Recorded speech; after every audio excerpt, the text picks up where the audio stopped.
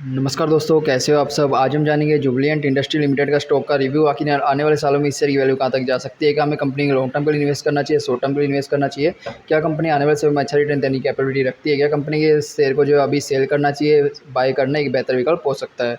तो दोस्तों, इन सब चीज़ों को जानने के लिए हमें कंपनी कुछ जरूरी चीज़ों को देखना होगा। चलिए फटाफट से देख लेते हैं। तो सबसे पहले आपको यहाँ पे कंपनी की प्रोफाइल देखने मिल जाएगी। कंपनी की जर्नल चीज़ होती है वो सब यहाँ पे दी हुई है। अगर इसमें कुछ इंपॉर्टेंट चीज़ों को देखें तो भाई कंपनी की मार्केट कैप टाइप जो है स्मॉल कैप पे कंपनी काम कर रही है। कंपनी की मार्केट कैप वैल्यू 2270 करोड़ की रही हुई है और कंपनी जो है मुख्य रूप से केमिकल के सेक्टर में काम करती है और ये कंपनी की ऑफिशियल वेबसाइट है। यहाँ से आप अधिक जानकारी ले सकते हो। तो दोस्तों, ये तो थी भाई कंपनी के बारे में एक छोटी सी जानकारी। अब हम कंपनी की कुछ जरूरी चीज़ों को देख लेते हैं। तो सबसे पहले हम देखेंगे पिछले 5 सालों में शेयर की कीमत में होने वाले बड़े बदलाव। तो अगर हम 5 साल पहले के शेयर की वैल्यू को देखें यानी 2019 में, तो 22 जुलाई 2019 को कंपनी के शेयर की वैल्यू 93 रुपये के आसपास ट्रेड किया करती थी। और अगर 5 सालों के बाद यानी 22 जुलाई 2024 को देखें तो कंपनी के शेयर की वैल्यू 93 से बढ़ के 1506 रुपये की हो गई है और ये मैक्सिमम गई है 1783 तक। यानी कंपनी के शेयर की वैल्यू ने 93 रुपये से लेके और 1783 तक का सफ़र तय किया है पिछले 5 सालों में, जो कि एक अच्छा संकेत है। कंपनी ने जो है पिछले 5 सालों में 1830% का रिटर्न अपने निवेशकों को दिया है और जो कि भाई काफ़ी अच्छा रिटर्न कहा जा सकता है। तो यहाँ पे हमने एक व्हाइट बोर्ड को रखा है जहाँ पे हम प्लस पॉइंट और माइनस पॉइंट को ऐड करते रहेंगे। तो जैसा कि हमने देखा भाई कंपनी ने काफ़ी अच्छा रिटर्न दिया है, तो इसको हम एक प्लस पॉइंट दे सकते हैं। उसके बाद हम देखेंगे कंपनी की फाइनेंशियल रिपोर्ट कि भाई कंपनी जो है रेवेन्यू और प्रॉफिट वगैरह कैसा क्या बना रही है। तो दोस्तों, अगर 2020 में देखें तो कंपनी के द्वारा उस समय में 545 करोड़ का रेवेन्यू बनाया जाता था और नेट इनकम 1718 करोड़ की बनती थी। और अगर 2024 में देखिए 5 सालों के बाद, तो कंपनी का रेवेन्यू देखिए कितनी तेज़ी से बढ़ा है, 545 से बढ़ गई है, 1254 हो चुका है। और जो नेट इनकम है कंपनी की 1717 करोड़ से बढ़ के 28 करोड़ हो चुकी है। ठीक है, मतलब कंपनी का जो रेवेन्यू और नेट इनकम है लगभग डबल हो गई है पिछले 5 सालों में, जो कि एक अच्छा संकेत माना जा सकता है। और इससे हम कह सकते हैं भाई कंपनी जो है फाइनेंशियल रूप से काफ़ी स्ट्रॉन्ग चलती हुई देखी जा सकती है, जो कि ये भी निवेशकों के लिए एक अच्छा संकेत है। अगर कंपनी जो है रेवेन्यू और प्रॉफिट लगातार अच्छा बना रही है तो ठीक है, तो इसको भी हमें एक प्लस पॉइंट देना होगा। कंपनी जो है फाइनेंशियल रूप से भी काफ़ी अच्छी रही हुई है, तो इसको भी हमने एक प्लस पॉइंट दे दिया है। उसके बाद हम देखेंगे कंपनी की संपत्ति में होने वाले फेरफार। क्योंकि दोस्तों, अगर हम किसी कंपनी में निवेश कर रहे हैं तो हमें ये भी जानना जरूरी है कि भाई कंपनी की जो संपत्ति यानी कंपनी के जो एसेट्स उसमें क्या बदलाव आ रहे हैं। कहीं ऐसा तो नहीं कंपनी अपनी संपत्ति को लगातार बेच रही हो।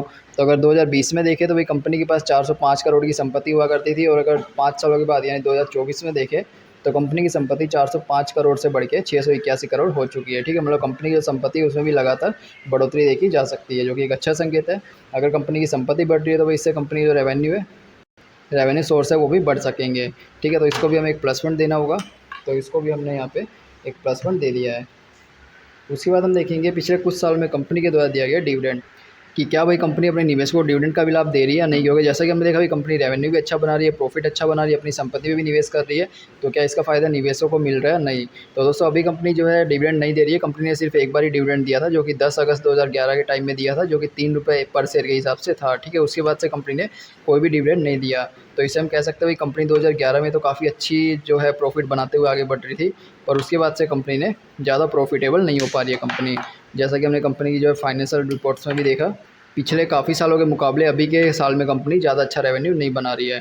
ठीक है, तो इसको हमें एक माइनस पॉइंट देना होगा, क्योंकि अगर कंपनी अभी जो है डिविडेंड नहीं दे रही है इतने सालों के बाद भी, तो इससे हम कह सकते हैं कंपनी अभी ज़्यादा प्रॉफिटेबल नहीं रही हुई है। तो इसको हमने एक माइनस पॉइंट दिया है। उसके बाद हमें देखना होगा कंपनी का शेयर होल्डिंग पैटर्न की कंपनी में कौन कौन से इन्वेस्टर्स रहे हुए हैं। सबसे पहले आता है टोटल प्रमोटर होल्डिंग यानी कंपनी के द्वारा की गई होल्डिंग। कंपनी ने अपने शेयर की 74.78% की होल्डिंग अपने पास रखी हुई है और इस होल्डिंग में से कंपनी ने कोई भी शेयर को बैंक में गिरवी नहीं रखा है। यह शेयर पूरी तरह से कंपनी के पास रहे हुए, जो कि एक अच्छा संकेत है। म्यूचुअल फंड के द्वारा कंपनी में 0% की होल्डिंग है, जो कि एक अच्छा संकेत नहीं है। अदर डोमेस्टिक इंस्टीट्यूशन के द्वारा कंपनी में 0.02% की होल्डिंग है, जो कि लगभग ना के बराबर है। ये भी एक अच्छा संकेत नहीं है। विदेशी इन्वेस्टर कंपनी में 0.31% रहे हुए हैं, ये भी एक अच्छा संकेत नहीं है, क्योंकि ये भी काफ़ी कम देखे जा सकते हैं। रिटेल इन्वेस्टर कंपनी में 24% रहे हुए हैं, लगभग 25%, ये एक अच्छा संकेत है। तो दोस्तों, अगर ओवरऑल चीज़ को देखें तो भाई इसमें देखिए बड़े इन्वेस्टर देखे ही नहीं जा रहे, ना तो म्यूचुअल फंड है और भारत के बड़े इन्वेस्टर भी लगभग ना के बराबर है, विदेशी इन्वेस्टर भी काफ़ी कम है। ठीक है, अगर इसमें बड़े इन्वेस्टर निवेश नहीं कर रहे तो इससे कह सकते हैं भाई इसके पीछे कोई कारण हो सकते हैं जिससे बड़े इन्वेस्टर इसमें निवेश नहीं कर रहे हैं। और साथ साथ में इसमें एक अच्छी चीज़ ये देखी जा सकती है भाई कंपनी ने अभी भी खुद के शेयर को बिना बैंक में गिरवी रखे हुए काफ़ी अच्छी मात्रा में होल्ड करके रखे हुए हैं। पर ओवरऑल चीज़ को देखते हुए अभी के लिए हमें इसे एक माइनस पॉइंट देना होगा, क्योंकि कंपनी में जो है बड़े इन्वेस्टर ज़्यादा मात्रा में नहीं रहते हैं।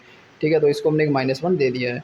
तो दोस्तों, अब हम माइनस पॉइंट और प्लस पॉइंट को कंपेयर करेंगे, पर उससे पहले अभी तक आपने चैनल को सब्सक्राइब नहीं किया तो यार सब्सक्राइब कर ले, ताकि आपको नई वीडियो का नोटिफिकेशन टाइम से मिलता रहे। तो चलिए अब हम इन दोनों चीज़ों को कंपेयर करते हैं। तो देखिए अगर प्लस पॉइंट को देखें तो इसमें हमें जो है 3 प्लस पॉइंट देखने मिले और 2 माइनस पॉइंट देखने मिले। जो कि ये प्लस पॉइंट है वो तो निवेशकों के लिए एक अच्छा संकेत है, पर अगर आप इसमें निवेश कर रहे हो, आपने ऑलरेडी निवेश किया हुआ है, तो दोस्तों इन दोनों माइनस पॉइंट को भी ध्यान में रखना ज़रूरी है। एक तो भैया कंपनी के डिविडेंड के लिए, एक है कंपनी के शेयर होल्डिंग पैटर्न के लिए। तो इन सब चीज़ों को ध्यान में रखते हुए आपको निवेश करने एक बेहतर विकल्प हो सकता है। और इसके अलावा हमें कंपनी के बारे में जैसे जैसे नई अपडेट मिलती रहेगी हम आपके साथ भी अपडेट करते रहेंगे, इसलिए चैनल को सब्सक्राइब करें, वीडियो को लाइक करें। तो चलिए मिलते हैं नेक्स्ट वीडियो में।